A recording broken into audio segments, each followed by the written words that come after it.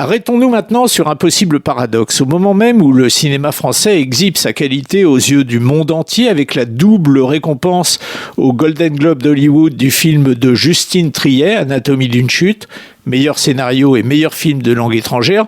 Au même moment donc, on apprend en lisant les statistiques annuelles du Centre national du cinéma français que la fréquentation des salles est repartie à la hausse en 2023, plus 19% par rapport à 2022, ce qui est une bonne nouvelle, mais ceci est dû en majorité à des films américains. 3 d'entre eux prennent en effet place dans le top 5 des films les plus vus, une constatation chiffrée qui nécessite néanmoins d'être affinée. Éric Marty, il est le patron de Comscore qui observe en permanence le marché du cinéma.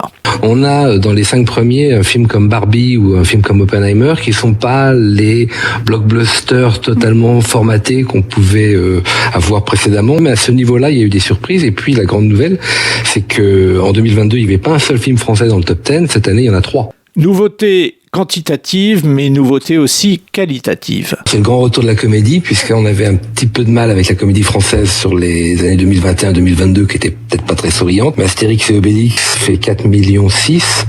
Alibi.com 2 fait 4,3 millions. Donc on a 2 films au-dessus de 4 millions. Et puis ce qui est très encourageant aussi, c'est la diversité de films, puisqu'il y a 12 films français qui ont fait plus d'1 million d'entrées. Il y en avait que 8 l'an dernier. Bref, que du bonheur, sauf que Anatomie d'une chute ne représentera pas la France aux Oscars d'Hollywood. Une commission mixte, à l'évidence composée de grands connaisseurs, l'a décidé, snobant ainsi les 2 700 000 personnes qui, dans le monde, sont allées voir ce film.